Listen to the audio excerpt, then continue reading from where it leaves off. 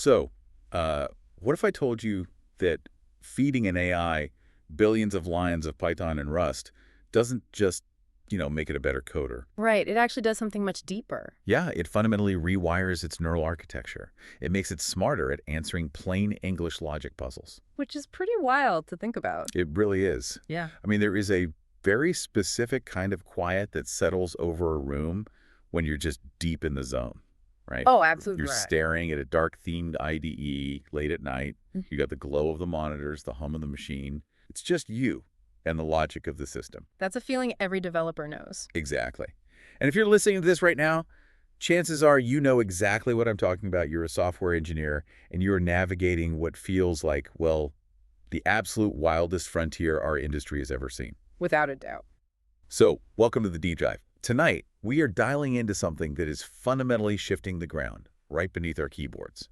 We really are. We're unpacking the actual mechanical reality of what happens when large language models become programmers. And, the stakes here go far beyond just having a shiny new autocomplete tool living in your code editor. Right. It's not just glorified copy-paste. Exactly. We are looking at a structural transformation in what the daily job of a developer actually entails. I mean, this conversation is dominating every stand-up, every Slack channel. Every late-night coding session. Yeah.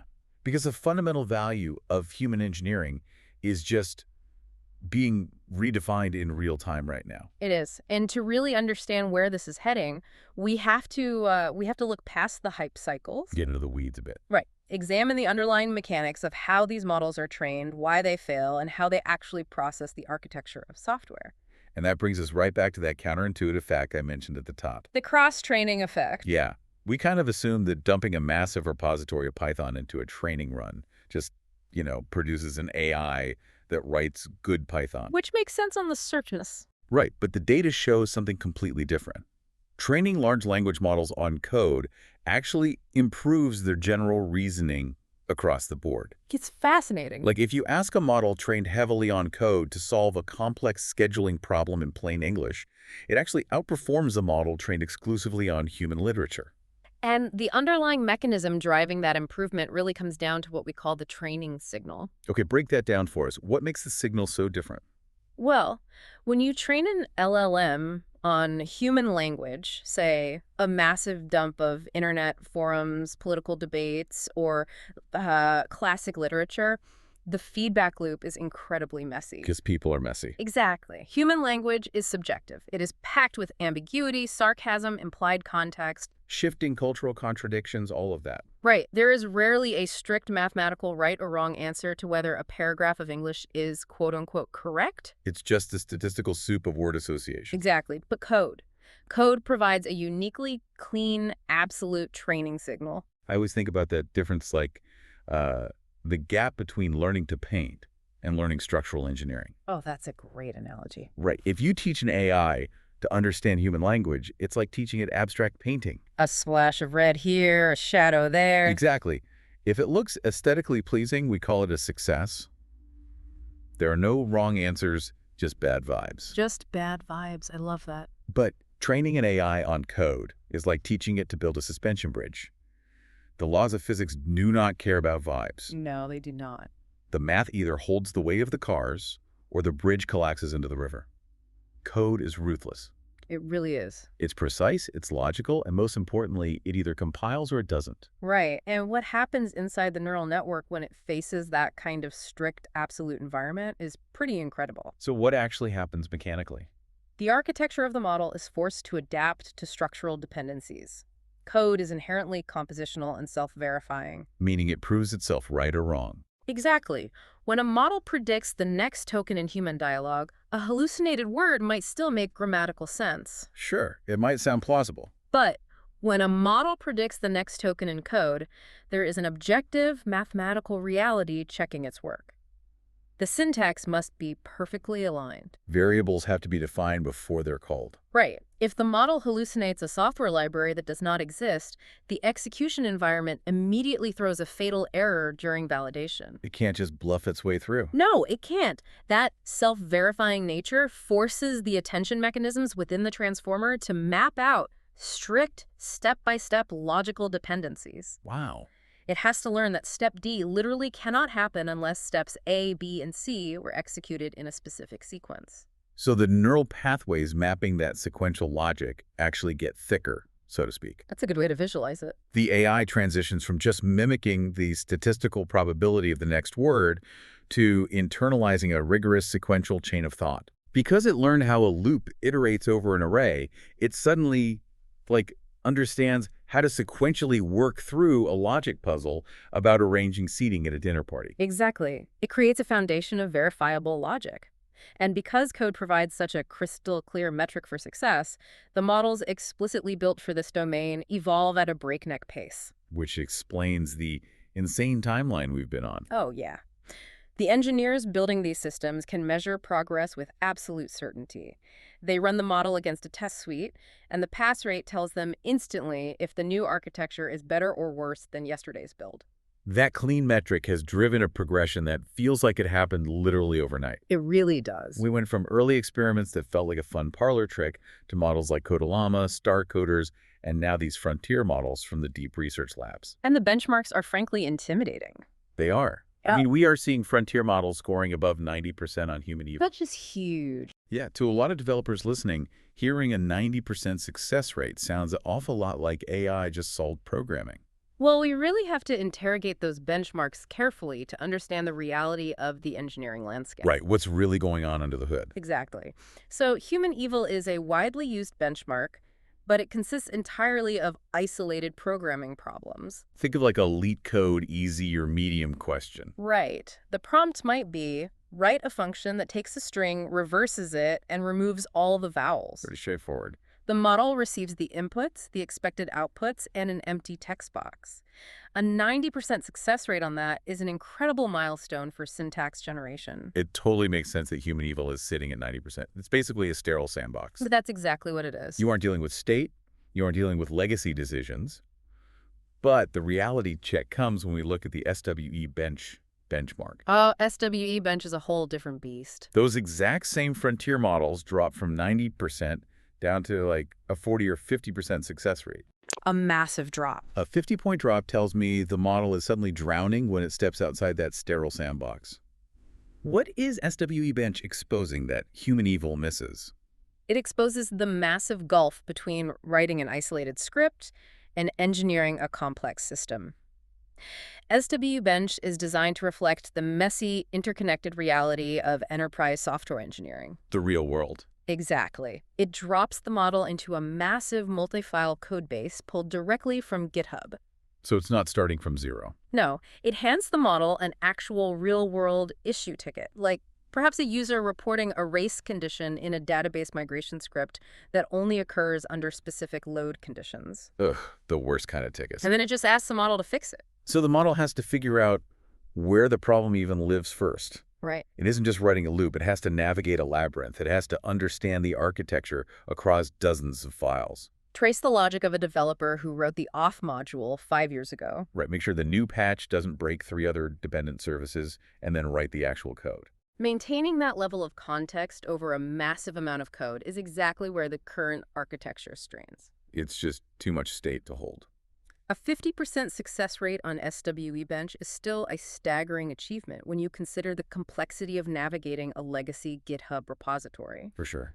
But it proves that the model is far from omnipotent once you introduce the sprawling ambiguity of real-world state management and tightly coupled dependencies. It just loses the thread. It really does. It forgets a variable defined 3 files away, or it implements a fix that technically solves the JIRA ticket but introduces a memory leak in a background worker. So if a model's system-level context drops to 50% in a messy code base, you obviously cannot just fire and forget a prompt and push the result to production. Oh, definitely not. You have to babysit it.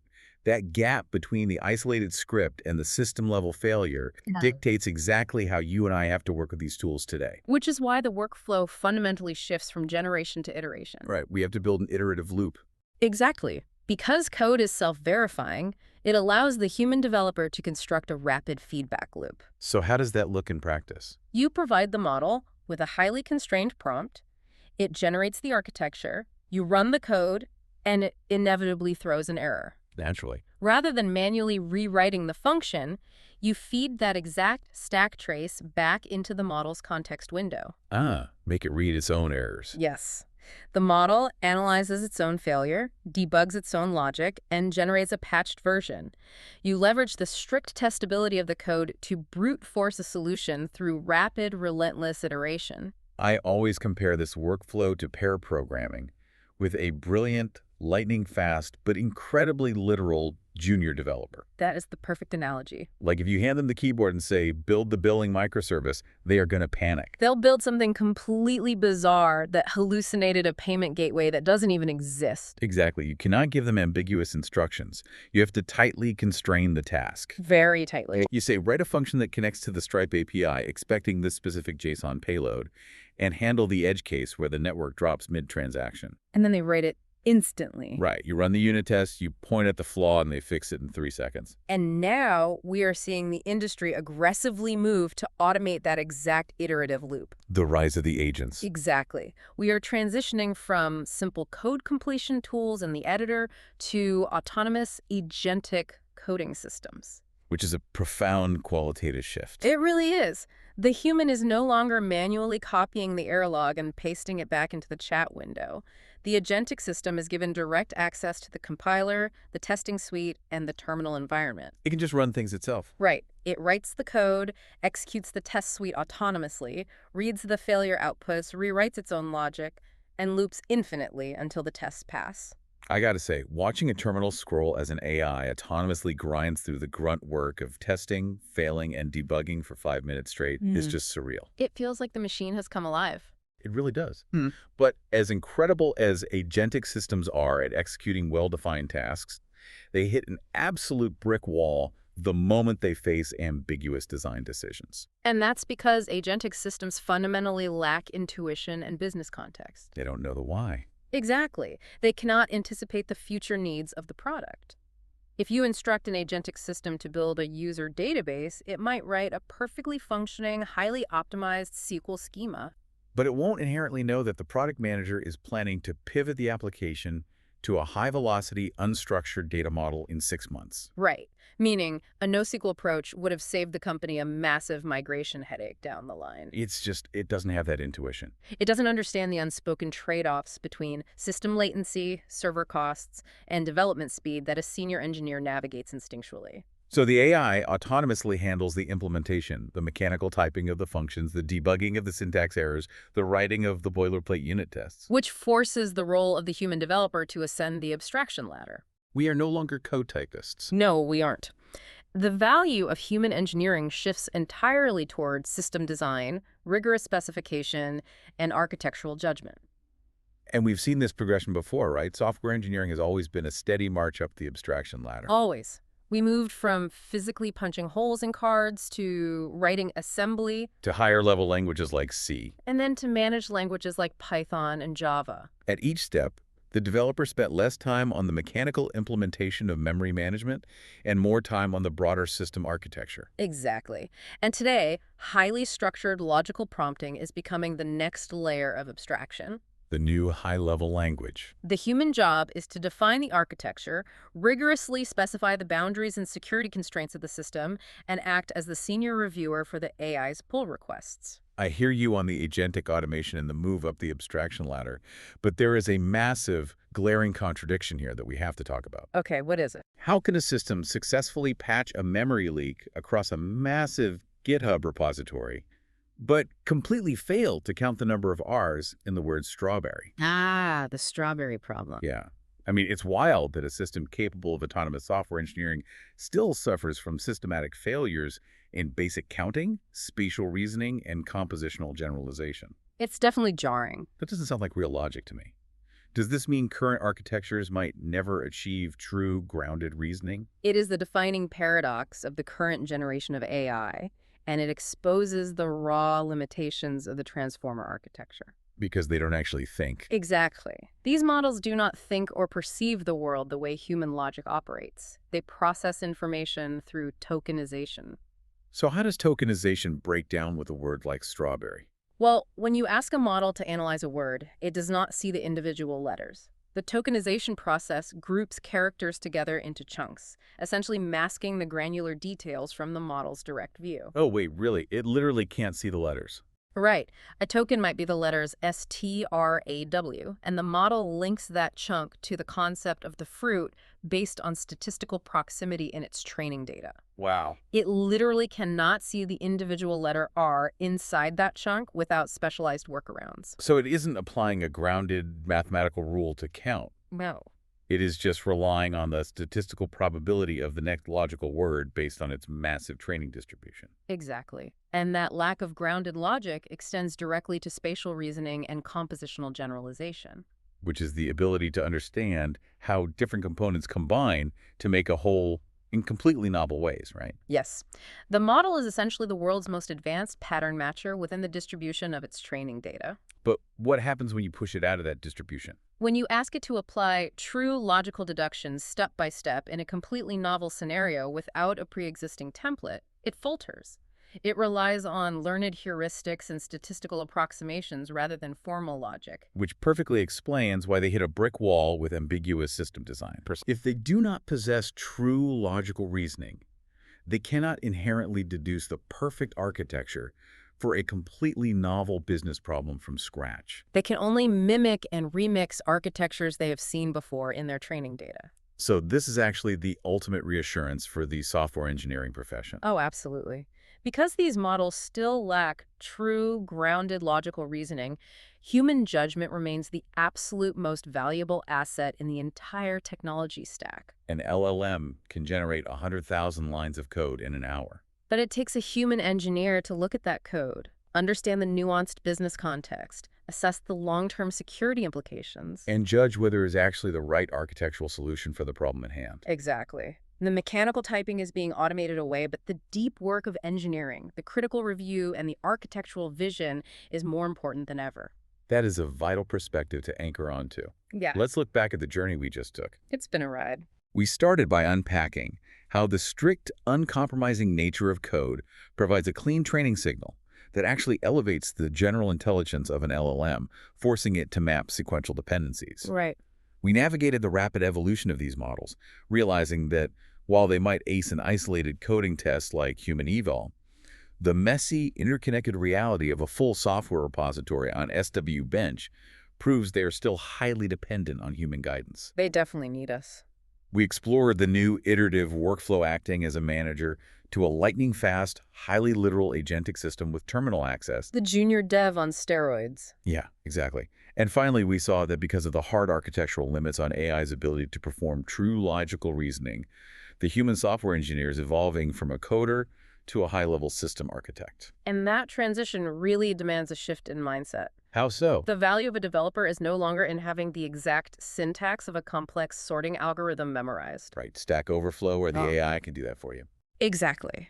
The value is in knowing why the data needs to be sorted in the first place, how that data flows through the broader system architecture, and anticipating the scale at which that sorting operation will crash the server. It changes everything about how we approach a blank screen. It really does. But as we wrap up, there is one lingering thought I want to leave you with. Something to chew on during your next late-night debugging session. I'm intrigued. We have spent this entire deep dive discussing how our role is shifting from writing code line by line to designing prompts, constraining agents, and reviewing AI-generated pull requests. The move up the abstraction ladder. Right. We are moving entirely to a higher level of abstraction. But think about how we navigate the physical world today. When was the last time you navigated a new city using just your own spatial intuition and a physical map? Oh, I mean, years ago. Decades, maybe. GPS solved the problem of getting lost. It made navigation infinitely more efficient. But in doing so, it slowly diminished our natural internal sense of direction. That's a scary thought. If future generations of software engineers spend their entire careers at this high level of abstraction specifying architectures and reviewing agentic outputs, rather than wrestling with the raw syntax and logic line by line, will we eventually lose the foundational muscle memory and intuition of how to build software from the ground up? It is the ultimate double-edged sword of abstraction. Do we eventually lose our deep structural understanding of the machine when we no longer feel the friction of the code? Something to keep you awake tonight. Thank you for joining us on this deep dive. Keep your systems running, keep questioning the outputs, and we will see you next time.